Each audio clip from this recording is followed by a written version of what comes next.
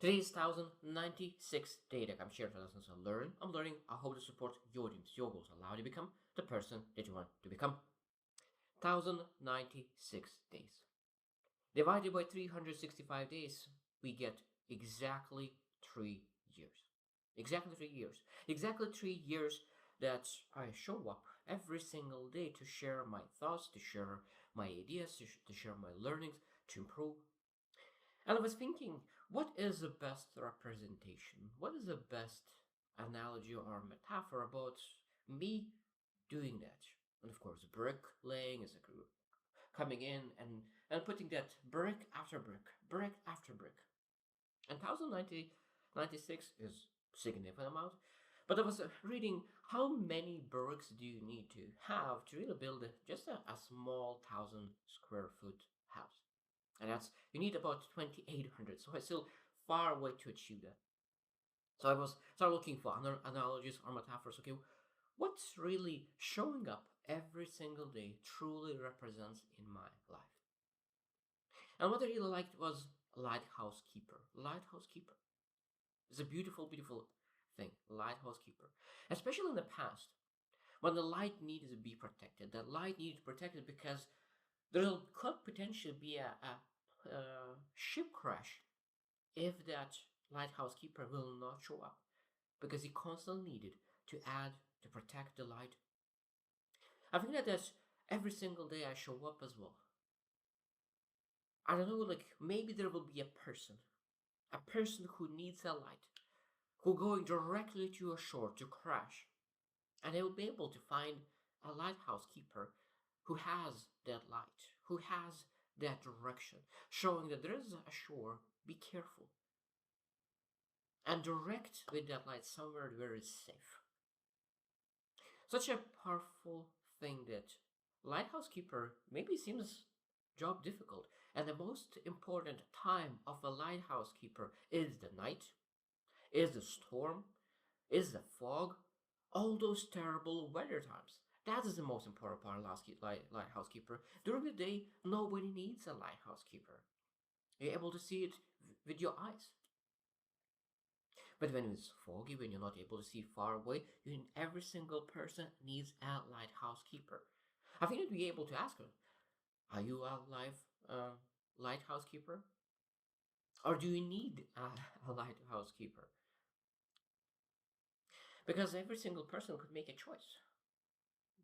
We can really say that I don't need any help and crash in a shore. Or we could potentially say that, okay, let's work how to become a lighthouse keeper in my life, in my niche, in my expertise. Because my way is showing up every single day, learning, getting better, improving, and showing up. Because to be honest, in last 3 years, lighthouse keeper, it was not easy to be. I went through massive, massive changes. I traveled. I lived in US. I lived in Canada. I lived in Europe. Then I lived in US and Canada and Europe and moved back and forth for different reasons. A lot of those reasons was not the ones that I really wanted. And I think that when you're going through transitions in life, when you're going through deaths in your family, when you're going through devastation in your life, it's not easy to be consistent. And I know that when I think about my best times in 3 years, because there are some seasons of those 3 years was amazing. I had so many ideas I wanted to share, and I come here and it's easy to share.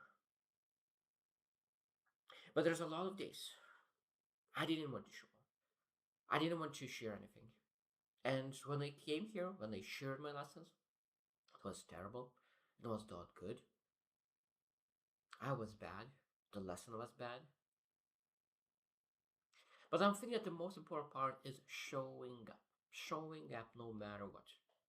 I think that's one big, big, big thing why I'm doing this and why I will keep doing what I'm doing here is I'm building the keystone habit. I know that if I put my mind into something, I'm able to keep doing it because consistency is very important. Because So many successful people say that. A lot of times we have FOMO, fear of missing out. We're trying one thing, try second thing, trying third thing, and we think that what kind of skill I thought, what kind of skill will be beneficial no matter what I do? What kind of skill set will be helpful no matter what I do? And communication is that skill.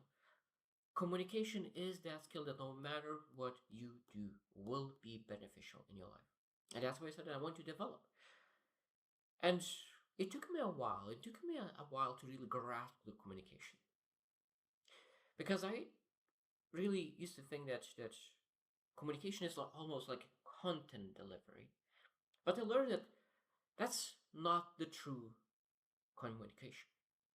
Communication is a lot of times emotion transfer, because if you don't transfer emotion, the content a lot of times doesn't matter. And that's why even when learning, when emotionally charged content, you remember much, much more.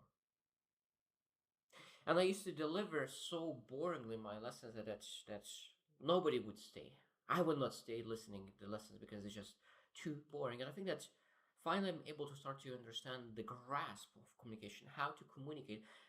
And it's one thing is that I used to know that I'm a great thinker. I'm able to reflect. I'm able to be self-aware and able to work and really reflect on myself.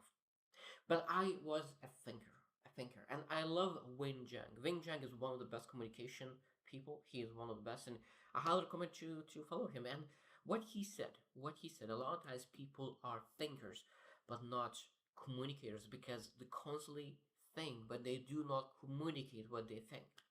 So that means that thinking and communication is not connected yet. And that's why it's very, very hard to communicate because we need to learn, we need to explore.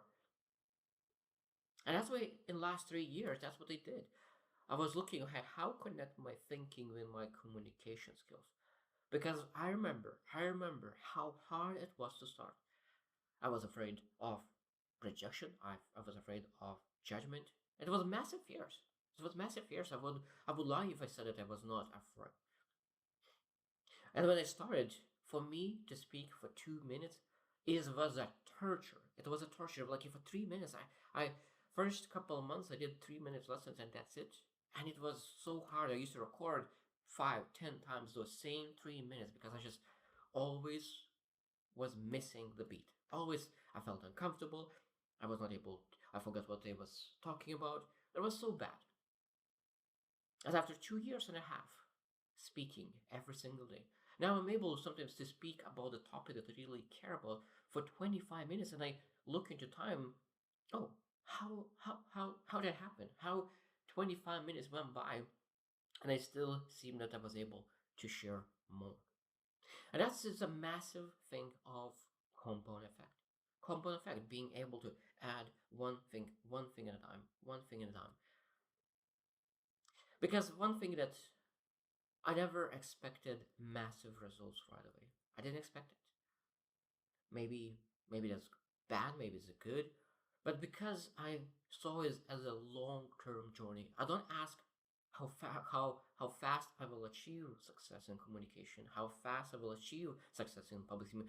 I just asking how much I could go, how far I could go, how much I could develop my communication skill that even me could say that I'm proud of my delivery. I'm proud of the way how I deliver the message because I learned that message is not as important as the delivery of the message because so many great messages are are fallen under the terrible delivery.